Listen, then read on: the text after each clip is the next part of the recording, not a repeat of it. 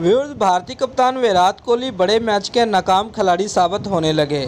30 साला विराट कोहली के one day cricket की बेहतरीन बल्लेबाज होने पर किसी को कोई शुबा नहीं है। ताहम आईसीसी टूर्नामेंट के सेमीफाइनल्स में उनकी कारकर्दगी इंतहाई नाकस रही और 3 वर्ल्ड कप में सेमीफाइनल्स में वो सिर्फ 3.67 की औसत से 11 रन स्कोर ही कर सके हैं।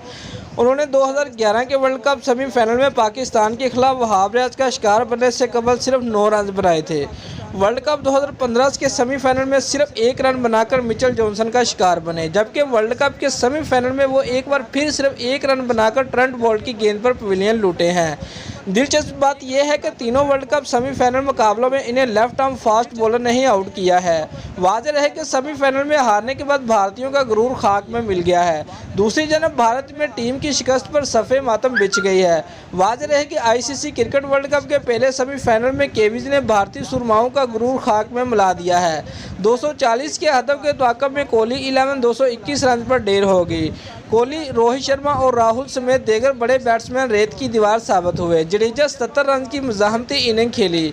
अपने कैरियर के आखिरी वर्ल्ड कप खेलने वाले महेंद्र सिंह धोनी 50 रन बनाकर रन आउट होकर टीम को मैदान में छोड़कर चले गए।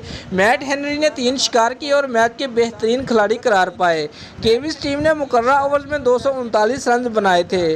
टेलर 74, कैन विलियमसन 67 रन की शानदार पारी खेली थी। भुवनेश्वर कुमार ने 3 विकेटें हासिल की थी। केवीज टीम मुसलसल दूसरी मरतबा मेगा इवेंट के फाइनल में पहुंच चुकी है, जबकि 2015 की तरह इंडियन टीम इस बार भी सेमीफाइनल में शिकस्त खा बैठी। दोस्तों, अगर आपको हमारी ये वीडियो पसंद आई है तो लाइक और कमेंट लाजमी करें और हमारे चैनल को सब्सक्राइब करना मत भूलिए। शुक्रिया।